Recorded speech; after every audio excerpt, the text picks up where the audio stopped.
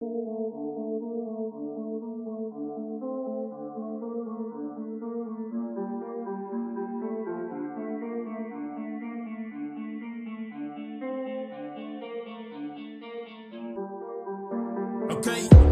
مقتنع من نفسي الباقي كله مو مهم. اخترت هذا الطريق بنفسي ما من عبث بالتأكيد حيتم. الآن على انتفاعي الذاتي عدلت مسار حياتي، حذفت كل الأشخاص اللي كانوا هم سبب شتاتي. الآن ما ندمان هذا اخطائي لمر الزمان، واثق من نفسي وشوف مدى تأثيره في المكان. في الساحة صار معروف ومن أهم الشخصيات، مسالم وحادف كل الظروف، منافس نضيف ما عليه أي إثبات. بتاع مزاجات ولو حبيت بنهي علاقات بحياته أنا هور فيها، بعمل الداير استخبارات. اسمع كلم هؤلاء الآن أنا ألغيت اللقاء، حاليا في حالة استرخاء ما داير أي إزعاج رجاع.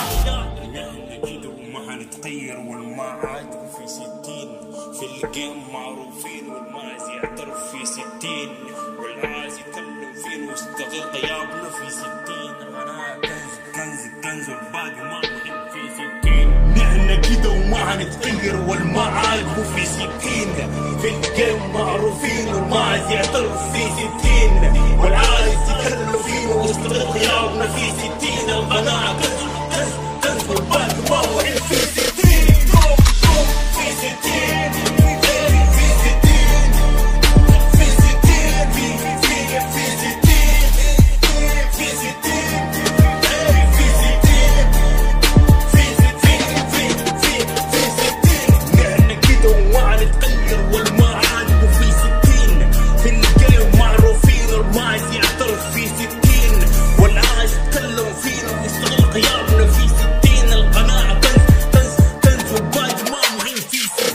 ما بصعب والامور بدعم مقداره، ظهور وعبور بكل جداره.